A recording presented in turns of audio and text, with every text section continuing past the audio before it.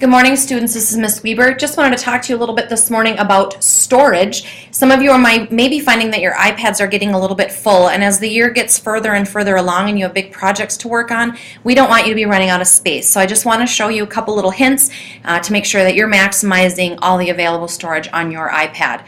To see how you're doing with storage is pretty easy. You go down to your bottom corner settings button and open that up. If you look under general, one of your choices here is storage and iCloud usage. If you click on that, it will tell you what you are using and what you have available in storage. Right now, it says that I've used 11.5 of my gigs, and I only have 212 megabytes left. There's about 1,000 megabytes in a gig, so I only have about a fifth of a gig left. That's not very much, so I need to figure out how to manage that.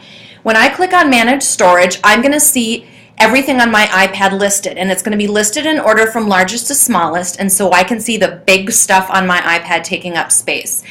The biggest thing taking up space for me is my photos and camera. It's almost 2 gigs.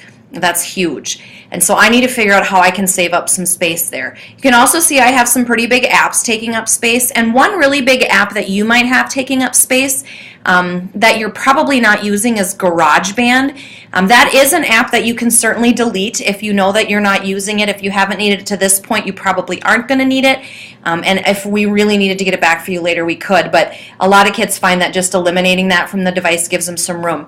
Please don't eliminate any other apps, especially things like Digital Compass, because you don't want to lose any of the progress that you've made on that app so far. I'm going to go take a look at my photos and see where I can get rid of some things and make some space.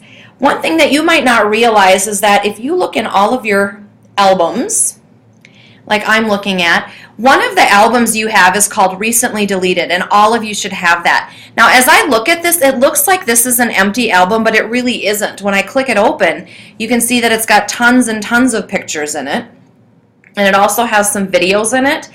80 photos and 3 videos. What I'm going to do is I'm going to get rid of those. Recently Deleted hangs on to your stuff for a month after you delete it, so it's deleted but not really deleted. It's like you have to empty the trash. So I'm going to go up here to where it says Select at the top, and I'm going to click on Delete All, and I'm going to delete all 83 of my items.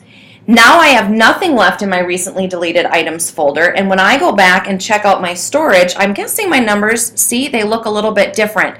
Now I have almost a half a gig available, and you can see that when this populates my photos and camera usage, it is not going to be nearly as high as it was. Remember, I was at 1.9 gigs, now I'm down to 1.5, so I gave myself almost a half of a gig of storage to work with, which is a large amount. So this is a great way to make sure you free up some storage on your iPad and give you some room to do what you need to do for school.